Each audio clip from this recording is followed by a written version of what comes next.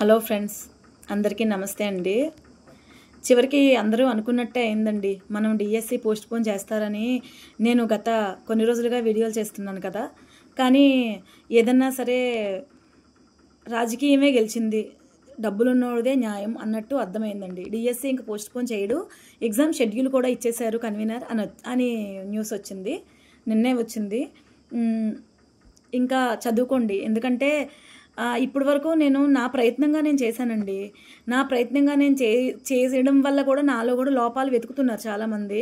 నువ్వు మేకప్ వేసుకుని వస్తున్నావు, నీకు పని లేదు, ఈమెది మా ఊరే, ఈమె పక్కా వైసీపీ పార్టీ, ఈమెని నమ్మకండి ఫ్రెండ్స్ అని ఇలా పెట్టారండి. ఎవరో నాయక్ గారట. నాయక్ గారు, మీరు అంత టైం వేస్ట్ అనుకున్నాడు, మీరు ఎందుకండి వీడియో చూశారు? వీడియో చూసి మీరు ఎందుకు మీ సమయం వృధా చేసుకుంటున్నారు? బంగారం తాకట్టు పెట్టుకుని మేము చదువుకుంటుంటే మీరు చదువుకోకుండా ఏంటి మీ పని అంటే, నేను కూడా బంగారం తాకట్టు పెట్టే నా పిల్లలు నేను చదివించుకున్నానండి. ఇప్పుడు అందరికీ బాధలు ఉంటాయి. మీరెవరో మాట్లాడలేకపోయారు, నేను మాట్లాడుతున్నాను, నిరుద్యోగుల తరపున మాట్లాడుతున్నాను. పార్టీ విషయానికి వస్తారా, ఓటు హక్కు నేను వినియోగించుకుంటానండి. 5 ఏళ్ళు ఒకసారి ఇచ్చే నాకు రాజ్యాంగం ఇచ్చిన నా రాజకీయ హక్కు, ఓటు హక్కు నేను వినియోగించుకుంటాను. అది ఈ పార్టీ కేసనా, ఈ పార్టీ కేసనా, నోటా కేసనా అనేది నాకు వ్యక్తిగతమైన, నాకు సంబంధించింది అంతే తప్ప పార్టీల గురించి క్వశ్చన్ చేయకండి. నేను ఏ పార్టీయో మీకు తెలియదు, నేను ఏ పార్టీలోని లేను కూడా. ఫస్ట్ ముందు అది తెలుసుకోండి. ఫస్ట్ ఇంకోటి ఏంటంటే, నాకు అర్థమైంది ఏంటంటే, న్యాయదేవతకి కళ్ళకి గంతలు కడతారండి. ఆ కళ్ళకి గంతలు ఎందుకు కడతారంటే, వివక్ష అనేది లేకుండా, తన మన భేదం లేకుండా, ఆడ మగ పిల్ల పెద్ద ఎవరు ఏ భేదం లేకుండా, డబ్బు ఉన్నవాడు లేనివాడు అనే వివక్ష ఏదీ లేకుండా సమన్యాయం జరగాలి అని న్యాయదేవతకి కళ్ళకి గంతలు కడతారు. కానీ నాకు అర్థమైంది ఏంటంటే, మన భారతదేశంలో ఉంది స్వతంత్ర న్యాయ వ్యవస్థ. మళ్ళీ నాకు అర్థమైంది ఏంటంటే, మన న్యాయదేవతకి కళ్ళకి గంతలు కట్టడమే దేనికంటే, కళ్ళుండి గుడ్డిగా ఉండాలి అని. ఏ తీర్పు వచ్చినా సరే నువ్వు పట్టించుకోవద్దు, ఎందుకంటే వివక్షతో తీర్పులు చెప్తారు, పట్టించుకోవద్దు.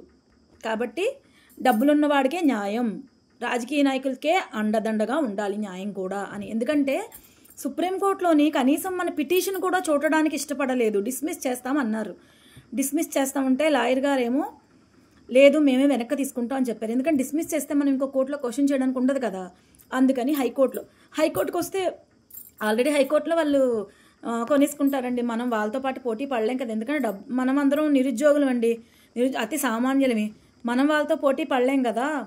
కాబట్టి ఇంకా మన పరిస్థితి, ఎగ్జామ్ పెట్టేశారు, ఇంకా ఎగ్జామ్కి చదువుకోండి. ఎందుకంటే 1000 మందిలోని కానీ 2-3 ఎగ్జామ్ పెట్టాలి అని కోరుకున్నారు.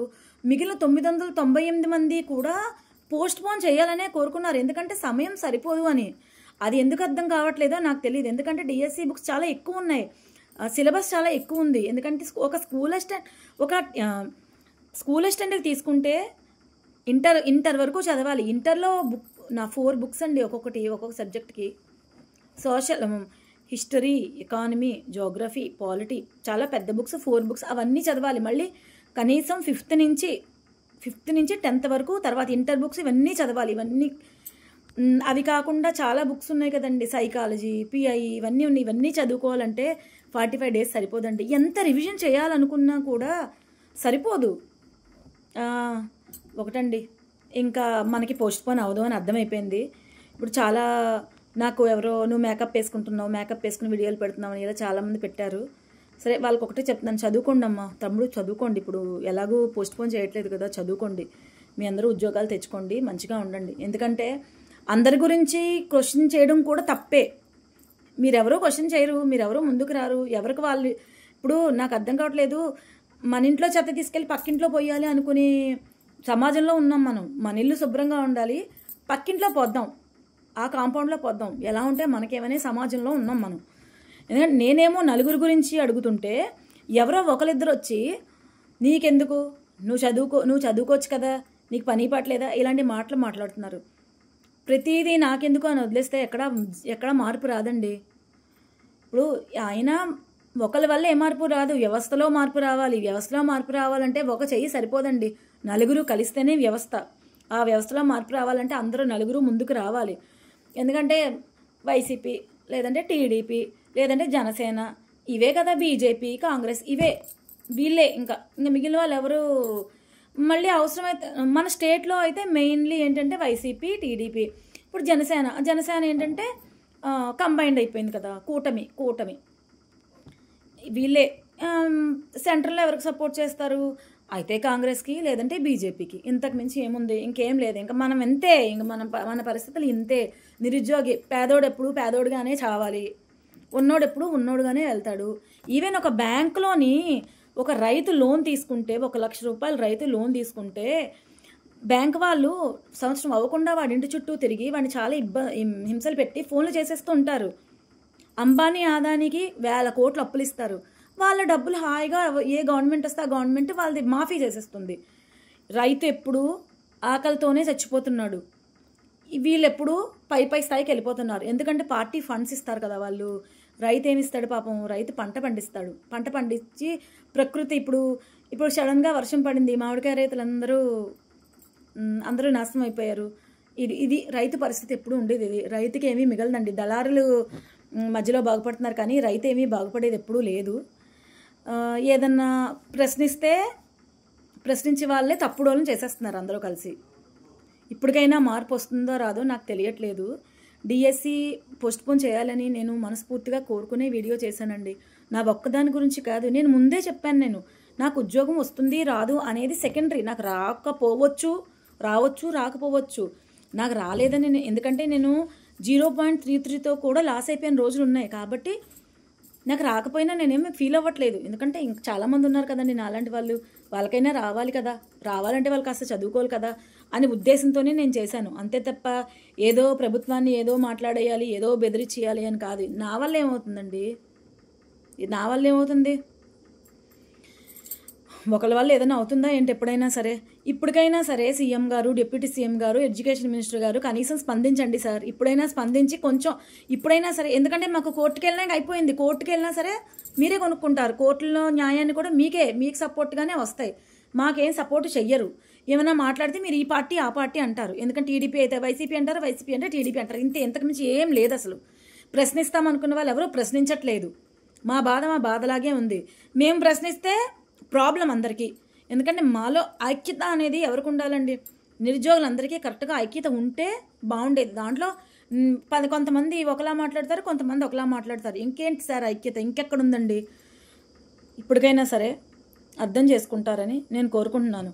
ఇలా ఉంటే మేము కూడా నిరుద్యోగ ఐక్యపార్టీ అని పెట్టుకుంటాం సార్. అప్పుడు నిరుద్యోగుల తరపున పోరాటం చేయొచ్చు అప్పుడైనా సరే. ఎందుకంటే అప్పుడైనా సరే ఓటుకు నోటు లేకుండా నిజాయితీగా ఉన్న వాళ్ళు ఎవరైనా ముందుకు వస్తారేమో. ఇంతకంటే ఏం చెప్పాలో నాకు తెలియట్లేదండి. న్యాయం కానీ చట్టం కానీ అది డబ్బున్నోడు చుట్టం, అంతే. నాకు అర్థమైందంటే అంతే. ఎక్కడికి వెళ్ళినా మాకు న్యాయం జరగదు. ప్రభుత్వం మొండి వైఖరితో వెళ్తుంది, అంతే. మళ్ళీ ఏంటంటే ఎస్సీ ఎస్టీ వాళ్ళకి 3 నెలలు ఫ్రీ కోచింగ్ అన్నారు సార్. 90 రోజులు ఫ్రీ కోచింగ్ అన్నారు. 90 రోజులు ఫ్రీ కోచింగ్ ఇస్తున్నారా? కొన్ని ఇన్స్టిట్యూట్స్లోనేమొచ్చి ఫ్రీ కోచింగ్ అని పెట్టారు. దాంట్లో ఎస్జిటి వాళ్ళకి మాత్రమే ఉంటున్నాయి. స్కూల్ అసిస్టెంట్ వాళ్ళు ఏమైపోయారండి? మరి వాళ్ళు టీచర్స్ కాదా? అంటే ఎస్జిటి వాళ్ళకేనా?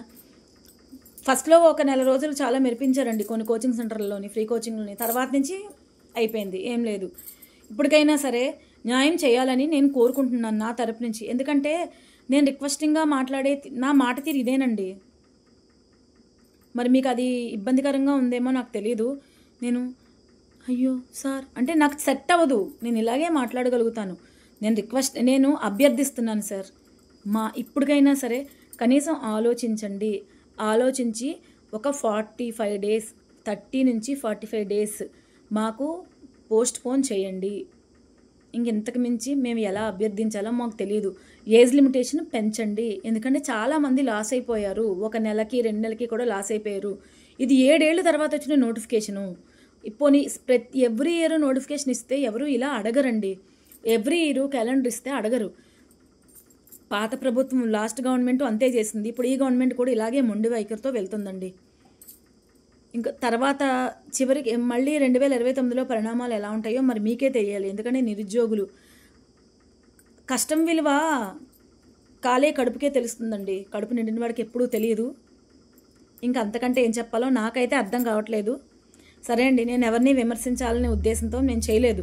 నా వీడియోల వల్ల ఎవరికన్నా ఇబ్బంది కలిగిన ఒకరిద్దరు చూడడం మానేయండి. అంతకుమించి నేనేం చేయలేను. నాకు నేను అడగాలనుకున్నాను. ఎందుకంటే నేను ఓటుకు నోటు తీసుకోలేదు. నాకు ప్రశ్నించే హక్కు ఉంది. నిజంగానే నోటు తీసుకొని వాళ్ళు ప్రశ్నించే హక్కు ఉంటే ముందుకు రండి. ఓకే అండి.